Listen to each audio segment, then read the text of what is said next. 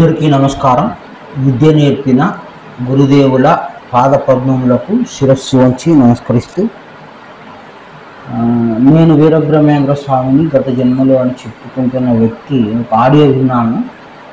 ఆ ఆడియోలో ఏంటంటే, సహస్రారంలో పరమాత్మ ఉన్నాడు, 6వ నాడి కేంద్రంలో ఆత్మ ఉన్నాడు అని చెప్తున్నాడు. బేసిక్ ఉందప్ప, శరీరంలో బేసిక్ నా దగ్గర ఉంది. 4 ఆత్మలు చెప్తే 4 ఆత్మలు ఎక్కడి అని చెప్తున్నారు. తండ్రి అంటే ఇప్పుడు భగవద్గీతలో గుణత్రయ వివాహ యోగంలో 3వ శ్లోకము 4వ శ్లోకంలో ప్రకృతి తల్లిగా ఉండగా పరమాత్మనైనా నేను తండ్రిగా ఉన్నంటే కార్యకర్త అయిన ఆత్మను పట్టుకొని తండ్రి అని చెప్తున్నారు. ఎవరు తండ్రి, ఎవరు కార్యకర్త? ఏ ఒక్క క్షణం కూడా తీరిక లేకుండా అనుక్షణం ఎల్లప్పుడూ ఉండువాడు పరిశుద్ధుడు అని చెప్పి ఎల్లప్పుడూ కార్యకర్త అయిన ఆత్మ 24 భాగాలు శరీరంలో అనుక్షణం స్తుతిస్తున్నాయి. ఎవరిని స్తుతిస్తున్నారు? ఎల్లప్పుడూ ఉండువారు ఎవరు? మేము భగవద్గీతలో ఆధారాలు చూపించినా మీకు అర్థం కాదు. జీవాత్మ కార్యకర్త అయిన ఆత్మ నశించేవారని చూపించినా అర్థం కాదు. 6 దేవుడు అని మీరు చెప్పుకుంటే మీరు పక్కదారి బట్టి మీ జీవితం వృధా అవుతుందని చెప్తున్నాం. మిమ్మల్ని మేము తప్పని చెప్పట్లేదు, మీరు చేసే ప్రయత్నం వృధా అవుతుంది.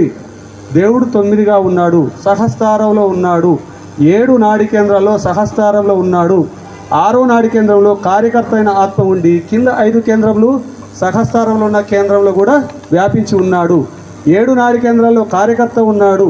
ఇది స్వామివారు పురాణ గ్రంథంలో కూడా రాశారు. మీరు చదువుకున్నారు, నేను ఆధారాలు కూడా పెట్టాను. ఎలా శరీరంలో ఏ ఆత్మ ఎలా ఉందో చెప్పకుండా బోధిస్తే ఆధ్యాత్మికం అవుతుందా? ఆధ్యాత్మికం అంటే అర్థం ఏంటో తెలియకుండా మాట్లాడితే ఆధ్యాత్మికం అవుతుందా? ఇది సత్యం కాదు. ఎందుకంటే భగవద్గీత ప్రామాణికంగా మనం మాట్లాడితే సత్యం కాదు. అది సత్యాన్ని అర్థం చేసుకోవాలని ఒకసారి భగవద్గీత ఆధారంగా మళ్ళొకసారి మనం జ్ఞాపకం చేసుకోవాలనే ఉద్దేశంతో మాట్లాడుతున్నాము. మనకు భగవద్గీత కృష్ణుడు చెప్పాడు, దాని సిద్ధాంత రూపంలో మన స్వామివారు ప్రబోధానంద యోగీశ్వరులు చెప్పారు సిద్ధాంత రూపం. ఆ సిద్ధాంతానికి మూలం ఏంటిది అంటే పురుషోత్తమ ప్రాప్తి యోగము 16-17 శ్లోకాలు. లోకంలో 2 రకాల పురుషులు కలరు. లోకము అంటే శరీరం అని అర్థం. వారు క్షరుడనియు అక్షరుడని చెప్పబడుచున్నారు. క్షరుడు సర్వభూతములు యందు కలడు, క్షరునితో కూటస్థునిగా ఉన్నవాడు అక్షరుడు అని చెప్పుచున్నాము. అంటే లోకంలో ఆత్మ జీవాత్మ ఇద్దరు ఉన్నారు, సర్వజీవరాశుల్లో కూడా వీళ్ళిద్దరే ఉన్నారు అని చెప్పి మళ్ళీ 17వ శ్లోకంలోకి వెళ్తే అక్కడ ఏం చెప్తున్నాడు? ఉత్తముడకు పురుషుడు అన్యమైన వాడు ఒకడు ఉన్నాడు. వీళ్ళిద్దరిని చెప్పి పరిచయం చేయించి వీళ్ళిద్దరికి సంబంధించిన జ్ఞానం ఇచ్చి, ఉత్తముడకు పురుషుడు అన్యమైన వాడు ఒకడు ఉన్నాడు, వాడే పరమాత్మ అని చెప్పబడుచున్నాడు. అతడు ముల్లోకములను ఆవరించి అవేవిడై అధిపతి అయి భర్త అయి ఉన్నాడు. ఎవరు? పరమాత్మ గురించి. ముందు శరీరంలో అయితే 2 ఉన్నారని చెప్పాడు. ఈ శరీరంలో ఆత్మ గురించి శక్తి విభజన కూడా చెప్పడం జరిగింది. పరమాత్మ నుంచి వచ్చిన 2000 యూనిట్లు ఏదైతే ఉందో ఆ శక్తి విభజన గురించి రాశారు చిత్రపటం వేసి. తర్వాత ఈ పేజీలో ఆ శక్తి విభజనకు సంబంధించి కూడా మళ్ళీ ఇక్కడ డీటెయిల్డ్గా రాయటం జరిగింది. ఇక్కడ చిత్రపటం వేసి కూడా చూపించారు. ఇది చదువుకోండి. ఇది కేవలం 4 ఆత్మలు అనే భ్రమలో ఉన్న వారి కొరకే ఈ వీడియో, కానీ త్రైత సిద్ధాంతాన్ని పూర్తిగా నమ్మే వాళ్ళ కొరకు కాదు, దారి తప్పిన వాళ్ళ కోసమే తప్ప ఇంకొకటి కాదు. ఇక్కడ చాలా డీటెయిల్డ్గా స్వామివారు చాలా వివరంగా చాలా గొప్పగా ఆత్మకు సంబంధించి ఎన్ని యూనిట్లు ఏ విధంగా వాళ్ళకి డిస్ట్రిబ్యూట్ చేయబడ్డది అని చాలా బాగా రాశారు. ఇది చదివినాక కూడా దారి తప్పి ఎందుకు మాట్లాడుతుండ్రో మనకి తెలియదు. సహస్రారంలో ఎవరున్నారంట? పరమాత్మ. దాని కింద ఉన్న ఆగ్నేయ చక్రంలో ఆత్మ ఉన్నట్లుగా చెప్తున్నారు. చాలా గాంభీర్యంగా గొప్పగా ఇది చాలా విద్య మన శరీరంలో బేసిక్స్ తెలుసు, మాకంతా తెలుసు, నేను జస్ట్ ఇట్లా భావం చెప్తే చాలు, నేను లోపలికి వెళ్ళిపోయి అన్ని చూసేసి చెప్తా అని అంటున్నారు. అంత గొప్ప వాళ్ళు మరి భగవద్గీత ప్రామాణిక గ్రంథము అనేది ఎందుకు మర్చారో వాళ్ళకి తెలియదు. ఆ మరపు ఎందుకు వచ్చిందో కూడా తెలియదు. వాళ్ళని అనుసరించే వాళ్ళు ఎందుకు అనుసరిస్తున్నారో తెలియదు.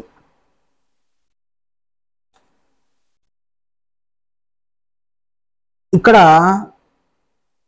మనకి దేవుని చిహ్నం అని భగవద్గీతలో చివరి పేజీలో 7 ఆకాశాలు, వాటికి సంబంధించి డీటెయిల్ చిత్రపటంలో చూపించారు.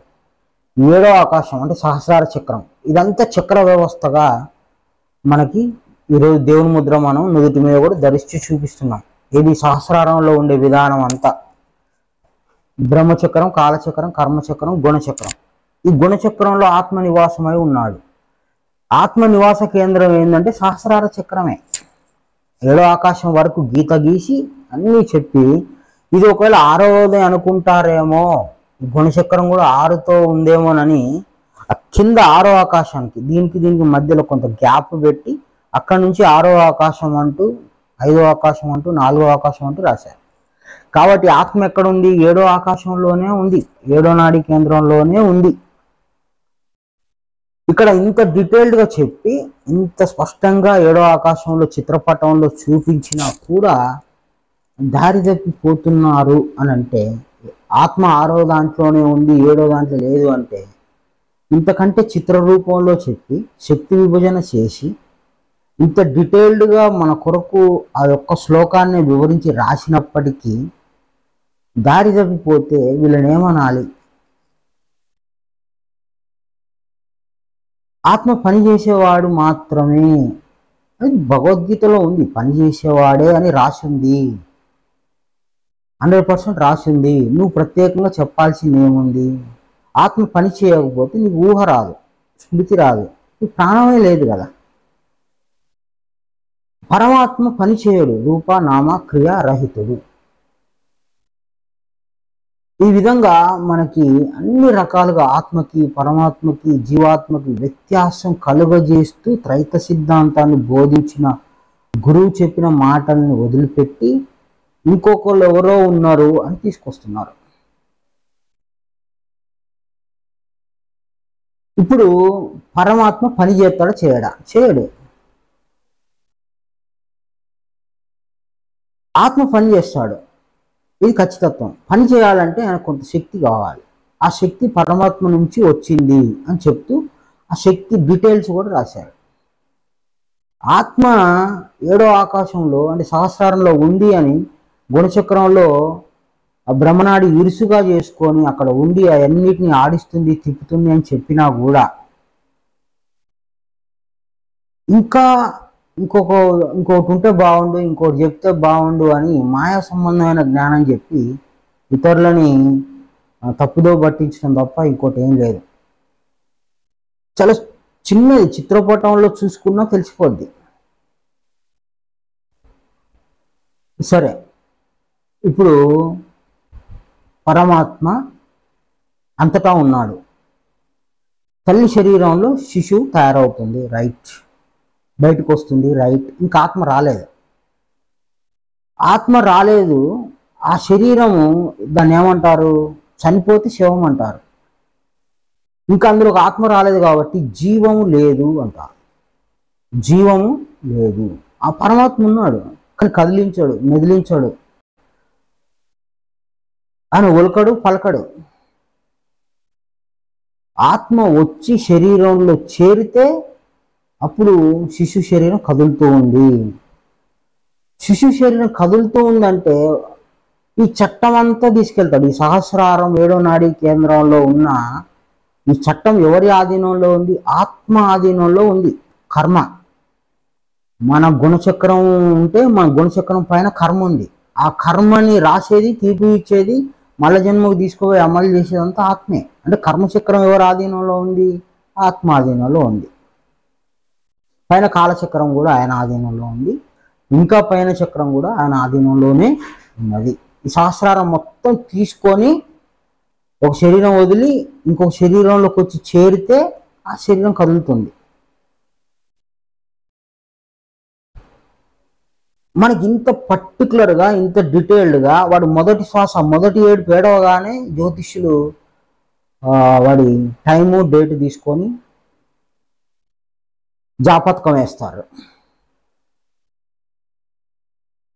ఇట్లా అన్నీ నీకు ఒక విద్యకు కావాల్సినంత సమాచారాన్ని ఆత్మ నీకు అన్ని రకాలుగా అందిస్తుంది. సహస్రార చక్రం పూర్తిగా ఆత్మాధీనంలోనే ఉంది.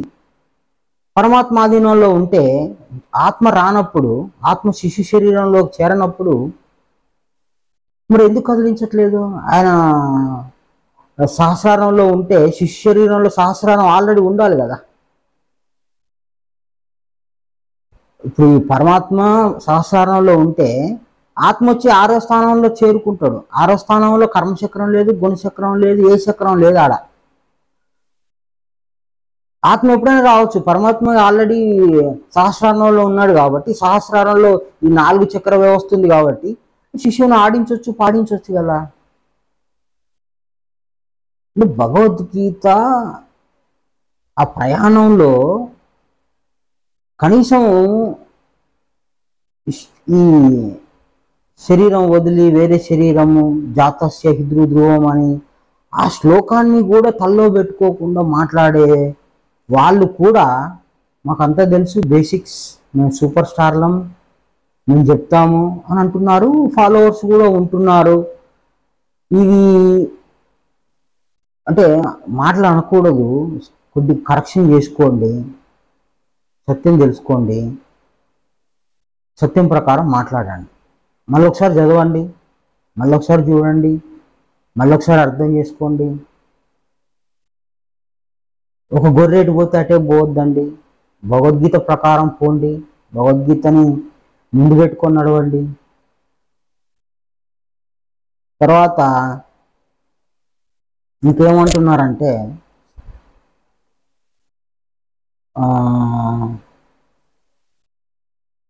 3, 6, 9, 0 4 ఆత్మలు ఉన్నాయని చెప్తున్నారు. 0, 9, 6, 3. పరమాత్మ అనేవాడు అంటే 0గా ఉన్నాడు. ఈ 3, 6, 9 ఇదంతా వదిలిపెట్టి మీరు 0ని పట్టుకోవాలి.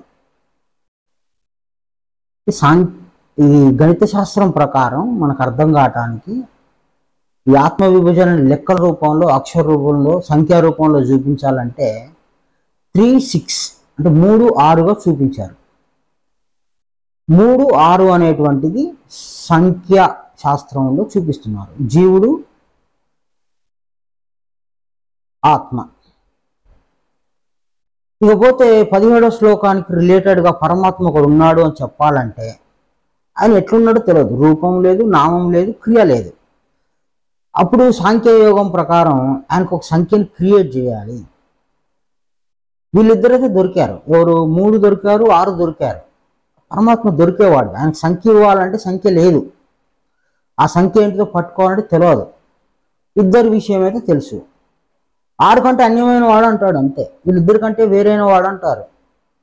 మరి అతనికి ఒక సంఖ్య ఇవ్వాలి గణిత శాస్త్రం ప్రకారం. ఎట్లా అంటే 3 ఉన్నాడు, ఆయన 3గా ఉన్నాడు, ఆయన 6గా ఉన్నాడు. ఈ ఇద్దరిని కలిపితే వచ్చే సంఖ్య ఏదైతే ఉందో అది పరమాత్మ అని 9 అని పెట్టారు. ఏది? 3, 6 = 9. 3 + 6 = 9. అప్పుడు 9 సంఖ్య పరమాత్మకు పెట్టారు. ఎందుకంటే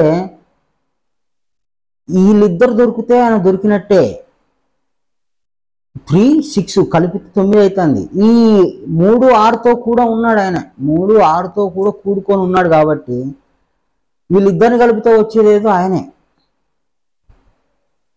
అందుకోసమని ఆయనకి 9 సంఖ్యని వీళ్ళిద్దరిని కలిపి చెప్పారు. ఆయనకు ప్రత్యేకంగా 9 అనే సంఖ్య లేదు, కానీ వీళ్ళిద్దరిని కలపటం వలన ఆయనకు 9 సంఖ్య ఏర్పడింది. ఎవరికి? పరమాత్మకి. ఓకే, వీళ్ళిద్దరిని కలిపి చూస్తే 9గా ఆయన కనపడతాడు. = 9.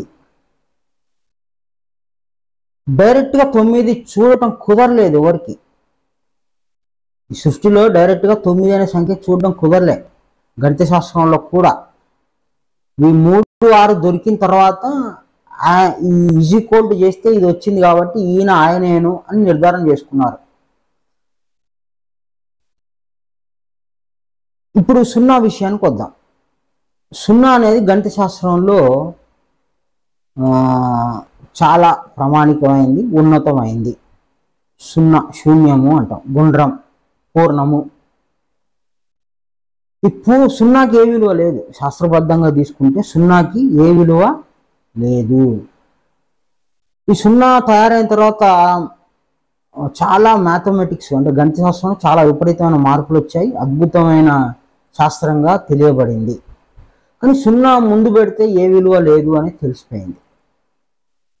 సున్నా కంటే ఒక ముందు ఒక విలువ పెట్టుకుంటే అప్పుడు సున్నాకి ఒక విలువ అనేది వచ్చింది. అంటే ఏ విలువ లేనిది గణిత శాస్త్రం ప్రకారం సున్నా. అత్యంత విలువైనది కూడా సున్నా అయిపోయింది గణిత శాస్త్రంలో. 1 పక్కన సున్నా పెడితే 10 అవుద్ది, 9 పక్కన సున్నా పెడితే 90 అవుద్ది. ఈ విధంగా సున్నా అనే దానికి విలువ లేదు కాబట్టి విలువైనటువంటి సంఖ్యను ముందు పెట్టారు. ఏ సంఖ్య? 1 నుంచి 9 వరకు ఇవన్నీ విలువైనవి, వీటిని అనుసరిస్తూ ఉండేది సున్నా అని చెప్పి గణిత శాస్త్రంలో పెట్టారు. సున్నాను ముందు పెట్టారు. ఆ సున్నాను ఎవరు కూడా గొప్పగా చూడరు. సున్నా పక్కన ఉంటే గొప్పగా కనిపిస్తుంది. 9 పక్కన ఉన్నా, 7 పక్కన ఉన్నా, 6 పక్కన ఉన్నా. ఇది గణిత శాస్త్రం ప్రకారం లెక్క. ఆధ్యాత్మిక విద్య ప్రకారం కూడా చూస్తే ఈ శక్తి విభజన జరిగినప్పుడు, ఆత్మ విభజన జరిగినప్పుడు, సృష్టి జరిగినప్పుడు, అంతా జరిగినప్పుడు ఆయనకు ఒక ప్రత్యేకమైన విలువ వచ్చింది. ఎవరికి? పరమాత్మకు. ఇంత సృష్టి చేశావయ్యా, నువ్వు గొప్పోడివి అనడానికి ఒక అవకాశం వచ్చింది. ఉట్టి సున్నాకి విలువ లేనట్లే సృష్టి లేని పరమాత్మకు కూడా విలువ ఇవ్వడానికి ఇంకో లేడు కదా. అట్లనే సృష్టి జరిగిన తర్వాత పరమాత్మకి ఒక అత్యంత ఘనత విలువ వచ్చింది. ఈ సృష్టిని బట్టి ఆయనకు వచ్చింది, ఈ ఆత్మను బట్టి, ఈ జీవాత్మను బట్టి వచ్చింది. ఈ 9 కూడా సంఖ్య కాదు, 9 కూడా సంఖ్య కాదు. కానీ జీవాత్మ ఆత్మ కలిపితే 9గా ఉన్నారు అని చెప్పడానికి అదొక ఈక్వల్గా వచ్చి 9గా నిలబడ్డాడు. సరే, జీవాత్మ సంఖ్య తీసేస్తే 6 ఉంటుంది. అప్పుడు కూడా ప్లస్ చేయడానికి మైనస్ చేయడానికి ఏం లేదు. 6ను సృష్టించింది ఎవరు అని అనడానికి, క్వశ్చన్ వేయడానికి జీవుడు లేడు ఇక్కడ. అందుకోసమని 3, 6 కలిస్తే ఈక్వల్ టు 9. ఆ పెద్దానికి ఆ పేరు ఇచ్చాం. వీళ్ళిద్దరు కలిస్తే 9. అట్లాగే బ్రహ్మయోగంలో ఈ 3, 6, 9 ఏదైతే జీవుడు ఆత్మ ఉన్నారో, 3, 6 ఉన్నారో కలిస్తే అది అద్వైతం అన్నారు. ఇంకా అది అంతే, 9 అయిపోయింది. అది ఆటోమేటిక్గా అక్కడ 9 సంఖ్య నెరవేరుతుంది. 9 సంఖ్య ప్రత్యేకంగా ఉందనుకొని అక్కడ ఆ యోగంలో ఏం లేదు. 3, 6 కలిస్తే 9, 9 అంటే నేను ఉన్నట్లే అక్కడ అన్నట్లుగా చెప్తుంటాడు. 3, 6 కలిస్తే 9 నేనున్నా. 3గా ఉంటే 6గా ఉంటే కర్మయోగులు, ద్వైతి అంటారు వాళ్ళని. అట్లా కూడా చెప్పారు. సరే, వీరబ్రహ్మేంద్ర స్వామిని అని చెప్పుకునే వ్యక్తి గత జన్మలో వీరబ్రహ్మేంద్ర స్వామిగా ఉన్నప్పుడు ఆయన ఒక పద్యం చెప్పారు. ఏంది? ఏటిలోన స్వాతి కొంగ ఈదులాడుచు పోగా ఒడ్డునున్న మీన పిల్ల కొంగను మింగింది. ఈ బ్రహ్మయోగానికి సంబంధించింది.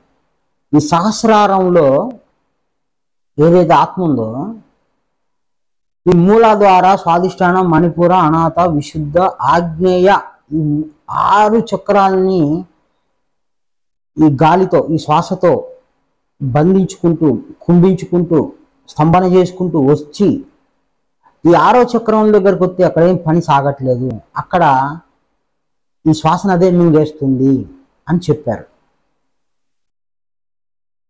అప్పుడు ఆ శ్వాస నిలబడిపోయి ఈ కర్మచక్ర వ్యవస్థ అంతా ఆగిపోయి ఒక వ్యక్తి 400 ఏండ్లు, 500 ఏండ్లు, 1000 సంవత్సరాలు, 2000 సంవత్సరాలైనా అట్లా ఉండగలడు.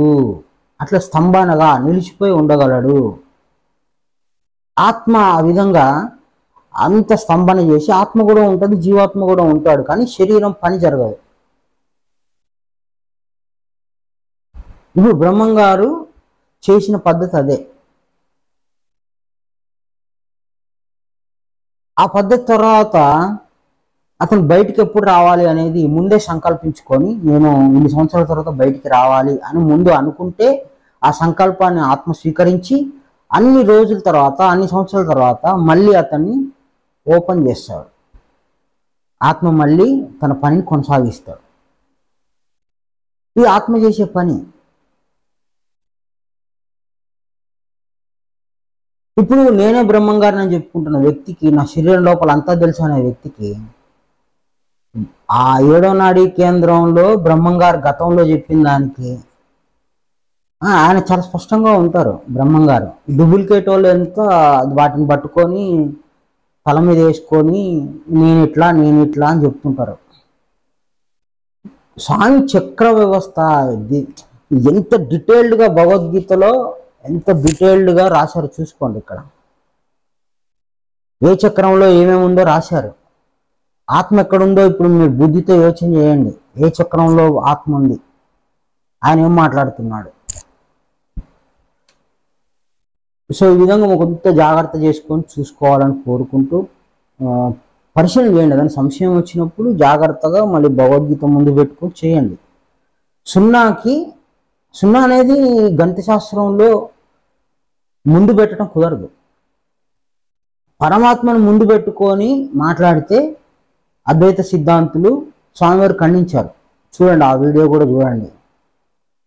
మిమ్మల్ని మరీ ఎల్కేజీ స్టూడెంట్ లాగా పేజీ స్వామివారి మాటలను చెప్పి ఎడ్యుకేట్ చేయాలనేది మా ఉద్దేశం కాదు. మీరు ఎక్కడో ఒక్కడ కొద్దిగా ఈ మాయా మాటలకు లోనయ్యి బుద్ధిని ఉపయోగించకుండా ఉన్న వాళ్ళు ఉంటారు, చదివారే ఉంటారు గ్రంథాలు కనుక. కానీ మళ్ళీ ఒక్కసారి శ్రమ అనుకోకుండా మళ్ళీ ఒక్కసారి భగవద్గీత చదువుకొని స్వామివారు చెప్పిన విధానాన్ని అర్థం చేసుకొని, అదే చెప్పాం కదా, ఈ లోకంలో 2 పురుషులు ఉన్నారు, ఆ ఒక్క చాప్టరు మంచిగా స్వామివారు ఎట్లా శక్తి విభజన చేశారు, ఏ నాడీ కేంద్రంలో ఎంత శక్తి విభజన జరిగింది, దాన్ని డీటెయిల్డ్గా రాశారు. ఆ విధంగా కొంచెం జాగ్రత్తగా చూసుకొని మనల్ని మనం సరి చేసుకుందాము, ఏదన్నా విందాము, కానీ భగవద్గీతనే విందాము, భగవద్గీతనే ముందు పెట్టుకుందాము. సున్నాకి గణిత శాస్త్రంలో ముందు పెడితే విలువలేదు. ఇప్పుడు ఇతను ఏమంటాడు, ఆ సున్నాన్ని తీసుకొచ్చి నువ్వు ముందు పెట్టి దీన్నే మొక్కండి, మిగతా వాళ్ళందరూ దారి తప్పిన వాళ్ళు అంటారు. ఎవరు దారి తప్పిండు? సున్నాను ముందు పెట్టుకున్నాడు దారి తప్పిండా? 3 6తో కూడుకుంటే 9 అయిపోతుంది, ఇదే మార్గం అనుకున్నాడు దారి తప్పినోడా? 3 6 కలిపితే 9 కదా, అది పరమాత్మ విధానమే, పరమాత్మతో నువ్వు కూడుకున్నట్లే. 3 6 అంటే = 9, 3 6 = 9. నువ్వు 9 తీసేయి, 3 6 ఏమవుతుంది? 9 అవుతుంది. నువ్వు చేసే యోగంలోనే 9 ఉంది. నువ్వు 16వ శ్లోకంలో చెప్పినట్టు లోకంలో 2 పురుషుల్లోనే పరమాత్మ దాగి ఉన్నాడు. 3 6లోనే 2లోనే నేనున్నా, ఆయన కలిసే ఉంటాడు. 9 నీకు టచ్ అయితేనే ఉంది. మీలో ఆత్మలో నువ్వు 2 కలిస్తే 9గా నేనున్నాను, టచ్ అవుతున్నాను. నువ్వు 3 6 చాలు, నీకు 3 6 చాలు. 3 6లోనే 9 ఉన్నాడు.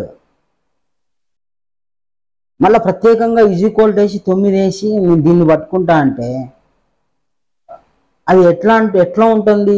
9 అనే విధానంలో నడుచుకున్నట్టే అవుతుంది. ఎట్లా? కర్మయోగి అయినా బ్రహ్మయోగి అయినా 9లో నడుచుకున్నట్టే. ఇప్పుడు కర్మయోగిని ద్వైతి అన్నాడు. ద్వైతి అంటే ఏంది? 2. ఎవరు? 3 6. 3 6 అంటే ఏంది? 9గా ప్రయాణం కొనసాగుతుందని అర్థం. జీవుడు ఆత్మను పట్టుకుంటే 9గా ప్రయాణం సాగుతూ ఉంది. అదే బ్రహ్మయోగంలో 3 6 కలిసిపోతే 9గా ఉన్నాడు వాడు, 9 అనే అనుభూతిని పొందుతున్నాడని చెప్పాడు. అక్కడ ఈ బ్రహ్మయోగంలో కనెక్షన్ దగ్గరగా ఉంది, ఇక్కడ కర్మయోగంలో కనెక్షన్ జ్ఞాన చూపుగా ఉంది. అంతే. నువ్వు ఇక్కడ జ్ఞానంతో కనెక్ట్ అయ్యావు, అక్కడ యోగంతో కనెక్ట్ అయ్యావు, మనసుతో కనెక్ట్ అయిపోయావు. 6 3లోనే అంత ఇమిడి ఉంది, అంత జ్ఞానం ఉంది, పరమాత్మ కూడా అందులోనే ఉన్నాడు. కాకపోతే శరీరం బయట, శరీరానికి మనకు అర్థం చేసుకోవడానికి, యోగం చేసుకోవడానికి మనకి ఇది 6-3 సరిపోయింది. శరీరం బయట ఒక కర్రనో ఒక రాయినో చూస్తే అందులో కనిపించేది ఏంది? పరమాత్మ, ప్రకృతి. ప్రకృతి కనిపిస్తుంది, పరమాత్మ కనపడ్డు. అక్కడ 9 అనే సంఖ్యను పెట్టారు. ఎందుకు అక్కడ విభజన జరగలేదయ్యా, అక్కడ విభజన చేయలే, ఇంకా ఆయన విభజించబడలే. ఇక్కడ ఒక రాయిలో కానీ, ఒక కట్టెలో కానీ, ఒక మట్టిలో కానీ అక్కడ విభజన లేదు. అక్కడ ప్రకృతిగా పరమాత్మగా చూస్తున్నావు. ప్రకృతిగా విభజన జరిగింది కాబట్టి నీకు ప్రకృతి కనిపిస్తుంది. అదే ప్రకృతి కూడా ఆబ్సెంట్ చేస్తే నీకు పరమాత్మ కనిపిస్తాడు. కానీ నీ శరీరంలో నువ్వు యోగం చేసి రమ్మన్నాడా, లేకపోతే నువ్వు ఆ రాయిని చూసి కట్టెని చూసి అది చేస్తే యోగం అన్నాడా?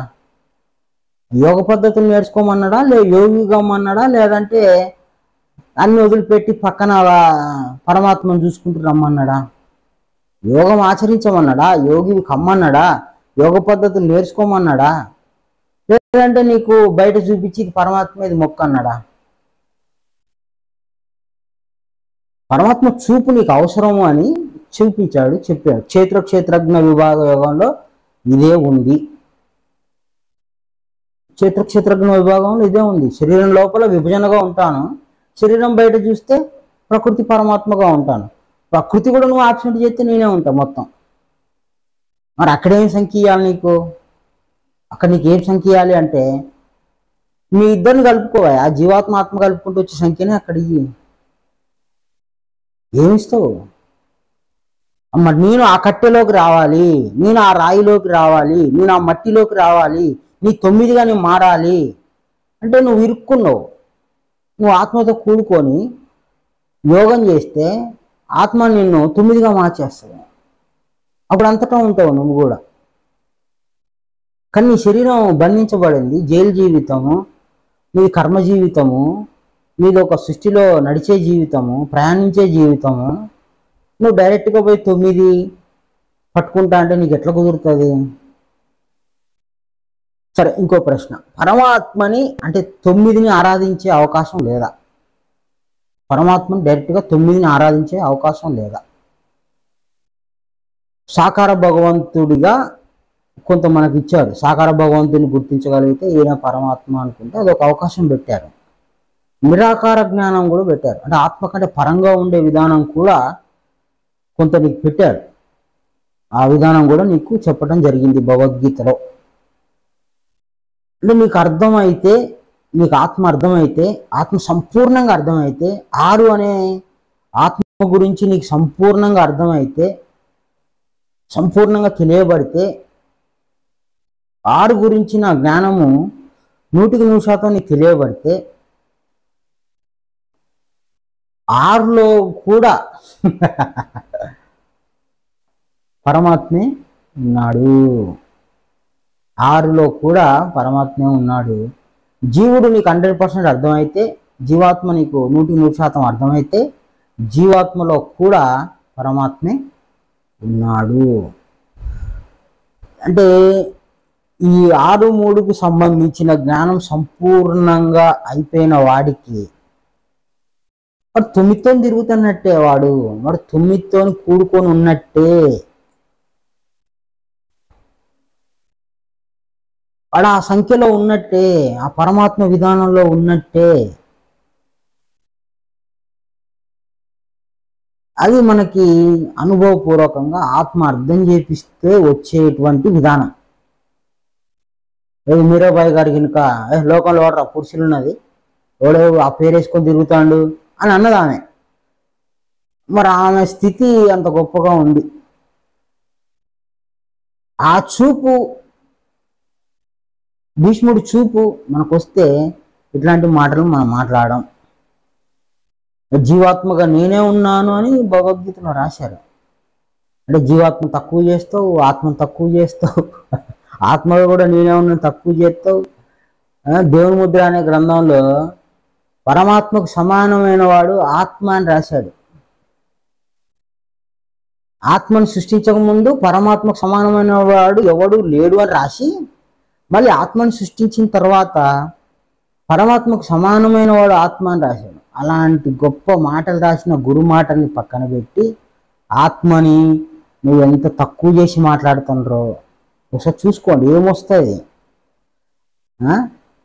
సమానము అని, ఆత్మ పరమాత్మ సమానము అని దేవుని ముద్ర అనే గ్రంథంలో గురువు గారు స్వహస్తాలతో రాస్తే నువ్వు వచ్చి ఓన్లీ ఆత్మ చపరాసి, ఆత్మ పనిచేసేవాడే, కూలోడే అని నువ్వు తక్కువ చేసి మాట్లాడి ఒకరికి ఇంకొక మెట్టు ఎక్కించి నీ మనోభావాల్ని, నీ గుణాలని ఇతరుల మీద రుద్ది నీకేమొస్తుందో జాగ్రత్తగా ఉండండి. అల్లాహ్ యందు క్షమాపణ కలిగి జాగ్రత్తగా మళ్ళీ ఒకసారి చూసుకొని పరిశీలన చేసుకోండి. భగవద్గీత ఆధారంగానే 100% మనకి దారి తప్పకుండా, లెక్కలు కొలతలతో ఉన్నది, దారి తప్పకుండా ఉంటాం. అందరికీ నమస్కారం. గురు సమర్పణం.